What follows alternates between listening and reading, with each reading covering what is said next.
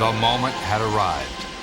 After intense preparation, the Blue Angels were about to launch the largest European trip they had ever attempted. 8 countries in only 4 weeks.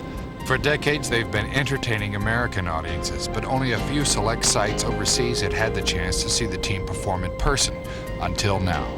I look at the Blue Angels and say, what do we represent? Well, I think it's a level of excellence.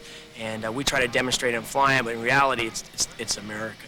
What we're trying to do is, with the way the world's coming out now, a lot of good things are happening all over the countries over there and over here, and I think that it's going to be a neat opportunity to show the people what the American military has to offer. It's monumental in scope. If you told me that we were going to take our stateside schedule and we were going to double the pace, I'd say, well, it's going to be hard. And if you told me you were going to double the pace, then we're going to go overseas, I'd say, you got to be kidding. Well, I know the Blue Angels are ready for Europe, and it remains to be seen if they're ready for us. Well, come on, let's go, little darling. Tell me that you never leave me. Come on, let's go. Again and again. Well, now swing me way down there. Come on, let's go, little darling. Let's go again once more. After a long flight across the Atlantic, the Blues touched down in Stockholm, Sweden. How do you do? How do you do? Welcome to Sweden. Oh, thank you very much. It's wonderful to be here. Not so bad. It's like 6.5 hours, 7 hours. 6.5? Jeff Hardy. Something like that. Yeah, as soon as we get out of these dry suits, we'll be all right. Yeah. How you doing? Larry Packard. Jeff Hardy, American Nice to Embassy. meet you. Nice to meet you, Larry. Welcome aboard. We had to wear survival suits underneath the flight suit, rubberized so that if we went into the water, we would. So this is a little bit uncomfortable, and this is not what we fly the shows in. How was the trip over? It was groovy, man. I was just telling my man we got about 1,000 crunches in, lots of push-ups, lots of rack time. We got a ladder to get up. It's on the way to travel. Crunches and push-ups. Cadillac. Flygdagarna, Tullinge, med bland annat US Navys F-18 Hornet, Blue Angels, världens bästa jaktflygare, which means Air Days, Tullinge, US Navy, F-18 Hornet, Blue Angels, the world's best fighter pilots. There's no place prettier in the world to do an air show than here in this area around Stockholm and Tullinge. Love of flying seems to be a common denominator with people around the world. Doing what they do best, the Blue Angels took to the sky to perform.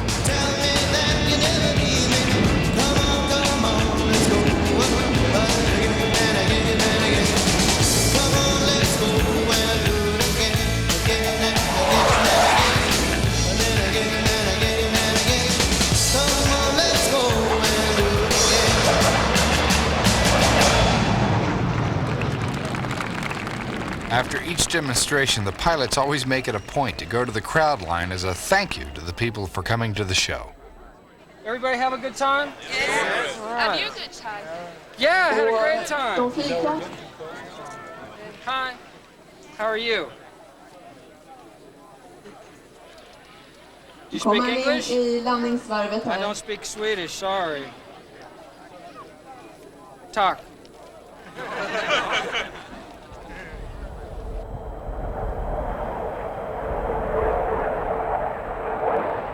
Before they knew it, it was time to move on.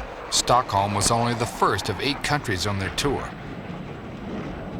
From Scandinavia, the Blue Angels flew south until they arrived in Sicily. Welcome to Italy, Blue Angels. The Blues were welcomed by their Italian counterparts, the Pt4. Not to be outdone, the Blues took to the skies with their own brand of flying.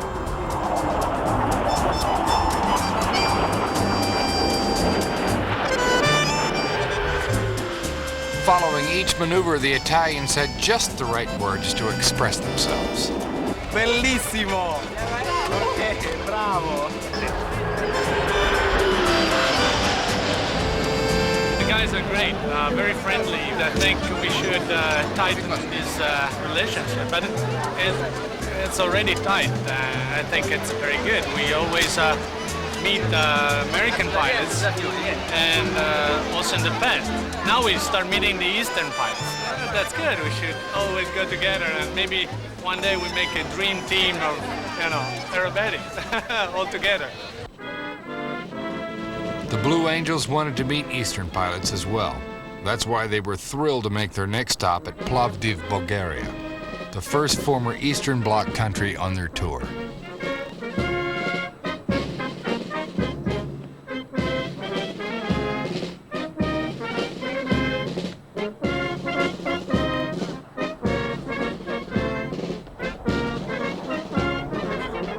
The big statement was, everyone go to Bulgaria, what's Bulgaria like? And Bulgaria was absolutely wonderful.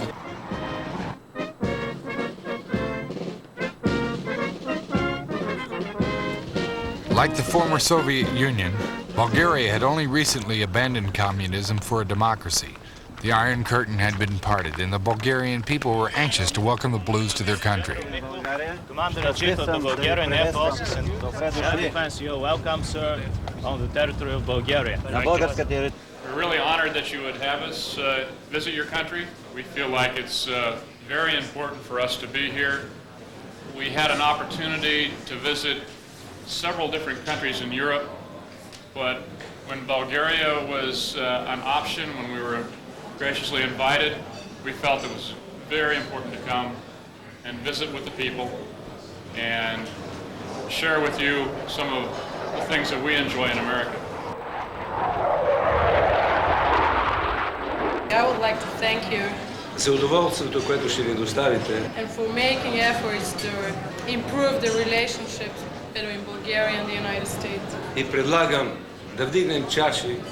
And let's have a toast. Not only did the general get his toast, he was one of a very select few that was invited to take a VIP flight in the F-18 Hornet. Lieutenant Commander Dave Stewart is the number 7 pilot. In addition to his duties as narrator for the demonstration, he flies all the VIP and media hops. Ron Pickett, the number 7 crew chief, prepares all VIPs for their flights. I brief the VIP flights or the media, whichever we have. In the States, we usually do 3 riders. However, here in Europe, we're doing 2 rides per each show site. And the difference we're finding here is using the translator. It's real tough because you can only do so many words at a time. Then he has to translate, and you kind of wait. So it kind of really stops the flow of what you're briefing. Okay, there's going to be several black and yellow handles and knobs in the cockpit. No touch. When he says standby pull. On the second standby, the second one, I want them to go hop and bear down. He will then take the airplane from 50 feet, pull straight on the stick, go straight up to about 10,000 feet in 9 seconds. While they're flying, if they feel a little sick, on each side I have a little bag that they can use, and I will show them over there. We did the brief, and then once we bring them to the jet, we'll actually show them everything in the cockpit, what we actually went through in the brief.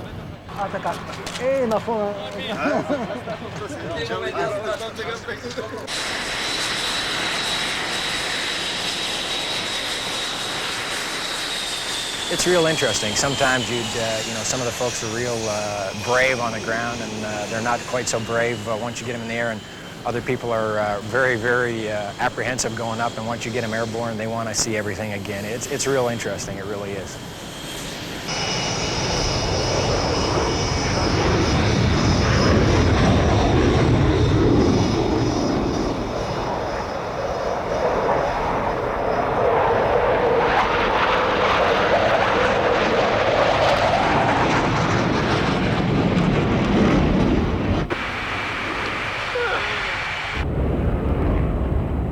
Okay, General?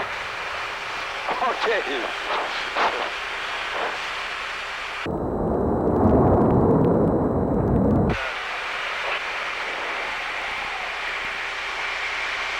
Yes?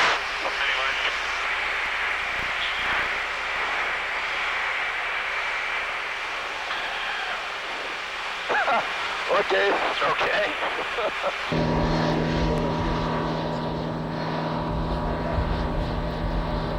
General did real well. He came back, was really impressed with the airplane, really impressed with the flight itself, and what we did brief worked real well. Да има демонстрации, Let the Blue Angels tour the world and show their marvelous skills rather than use the engines and aircraft like this for war. And God bless Blue Angels. The Blue Angels continued their tour of Europe with a visit to another Eastern Bloc country. Spirits soared as the Romanian people welcomed the Blues to their capital city of Bucharest. Having thrown off the heavy hand of dictatorship, the people of Romania were anxious to meet their new friends from the West. It was the 5th country in less than 3 weeks, and when they touched down, once again, they were greeted with open arms. I can tell you that the excitement and the joy that we may have brought you was matched by the hospitality and the warmth and the friendship that we felt here in Romania, and especially here in Bucharest. The fellows put on a magnificent demonstration, and as the Minister of Defense said, it was greatly appreciated by all hands. The Romanians are very hospitable. This has probably done more to cement relations in one day than diplomats can achieve in months of work. While diplomacy was important, equally important to the team was spending time with the Romanian people. As in the United States, the Blues took time out for their commits or commitments, visiting local schools, or in this case, a children's hospital. We, as the Blue Angels, like to think ourselves Noi, îngerii albaștri, vrem să vă spunem as ambassadors of goodwill. ca ambasador, să vă spunem acesta ca ambasador de bine. And even though our trip is politically important, Și cum vizita noastră este și importantă politic, the most important part to us is to get out and meet the people. deci partea cea mai importantă pentru noi este să ne întâlnim cu oamenii și să discutăm cu ei. And the most important people are the children. Mihai. Those are the jets. Asta sunt avioanele și cu ei. Does he like airplanes? Îți plac avioanele? Airplanes? Răspundeți, plac avioanele? Îți plac avioanele? Dacă îți dorește, vrea să-ți dea un autograf. Dă name, spune-mi numele. Da. Iani Marian. Vocea dumneavoastră.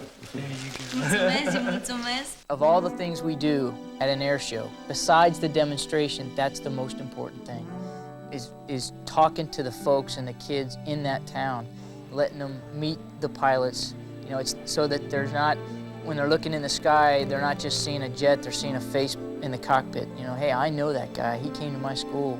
You know, he talked to me. I shook his hand. You know, and these guys are real positive role models. I wanted to be able to go to, stand in front of children or kids or youth or whatever and say, you know, look, there are some things that are worth 100% effort, and I really believe that what I do is worth all the sacrifices that we make for being away from home and all that. And it's nice to be able to be somebody that kids can look up to. I really enjoy that. Did you have a good time, Andrew? Okay. This flying takes an extreme dedication, continued search for excellence, and 100% effort all the time. And we try to shift that, or at least give the impression that the focus that we have on flying should be the focus they have on school. And the way you're going to get to be able to do something like we're doing, which is a lot of fun, is to do well in school. It's great to show them that, hey, we're just normal people that are working hard, though. I mean, you got to work hard. Nothing's easy. And I always tell the kids that, too. You know, if you want to accomplish something, they're not going to give it to you, but there's opportunity out there if you're willing to work for it. I wasn't accepted the first time I applied to the Navy programs, and I wouldn't let them say no. Just kept coming back until finally they said, sure, come on in. You may always find adversity, and you may not succeed always the first time, but don't give up. The best thing about being a Blue Angel is seeing the smiles of the faces of the kids. I mean, I love the kids. Knowing that you're part of that and they're there to see you perform, and hopefully you'll become a positive role model, you know, something positive they can look forward to and maybe want to strive for in their lives. That's the best part for me. This has always been a dream for me, and I was lucky enough to achieve that, and hopefully someone else, I can be an inspiration for them to achieve their dreams. Getting the opportunity to fly all over the world on a goodwill mission is a dream come true for the Blues. Culture's great, but there's a lot to be said for the familiar. That's why the Blues were relieved when they arrived in Doncaster, England, since it was the only country on the tour where they could all speak the same language. Despite not needing translators, the team had to overcome other obstacles as they were greeted by typical English weather, clouds and rain. But even the lousy weather couldn't dampen the spirits of the English people, who hadn't seen the Blues in almost 20 years. Obviously, the last time I saw the Blue Angels was '73 when you had the Phantoms. Phantoms. Yeah, and that was quite spectacular. Quite a show. Yes, A lot I'm looking of forward to seeing these birds. a lot of loud sounds and some impressive very close metal flying. going through the air. Very close. Very close. It's pretty much a full plate of food. Yeah, it's tiring. It's real You've tiring. certainly got the biggest slot for Saturday, without a doubt. We do? Yeah, you've okay. got about 40 minutes in the program. Yeah, for the last slot. if the weather's good, it'll take us that long. But the weather was not good, and the Blues were forced to wait it out. As much as they wanted to perform, safety, not only for themselves but for the crowd, was the #1 concern. I guess people would consider it a dangerous job, but you got to remember we do it every day, and we practice hard at what we do every day. And the other guys in the formation, all the other 5 guys, rely on me not to make mistakes, just as I rely on them not to make mistakes. We have found through this years and years of doing this that when you approach it aggressively yet controlled, and really are careful about what you do, that's the safest way to fly. You can't fly cautiously. You have to be, I guess, controlled aggression. You're not out there being a Tom Cruise or whatever else. You're a very controlled, professional, disciplined flying. No matter how disciplined you are, no matter how much you practice, there are always those things that you just can't plan. It's easy to look at the jets and see an anonymous piece of machinery, but you forget that there are human beings inside that put their lives on the line every time they fly. Regrettably, the Blues have lost pilots in the past, the last one occurring in the early '80s. As tragic as these losses are, the team always focuses on moving forward and keeping their perspective. I think if you dwell on all the dangerous stuff, or you dwell on friends' deaths, which everybody has experienced at least once or twice, you would never fly. So I think it's all the challenges that make you continue to fly. I don't think fear is really a part of the business or even in the vocabulary. I think it's professionalism and very deep respect for what's going on out there, because you can hurt yourself or get someone else hurt if you don't go by the procedures and go by the rules that are laid down. You're very close to the fine line of being a hero or a bum in this game. Things go wrong, you don't have many friends. They disappear because the impact of something going wrong, as you can see, can be terrible. To our credit, and as a dividend of that attention to detail and that safety process throughout the 46 years that the Blue Angels have been around, there hasn't been a single spectator injured by anything that's occurred from the team. So it's paid off in that respect. The patience of the team paid off, as weather conditions cleared enough for the team to fly. No one knew when the Blues would ever make it back to England, and they were happy they didn't have to disappoint the crowd. We will wait as long as they'll let us wait, actually, to get a show out, because that's what we came to do. The weather was greatly improved in Spain, where the team greeted the people of Seville by flying over the World Expo. Like the Blue Angels tour of Europe, the Expo brought together various countries to share cultures and strengthen world relations.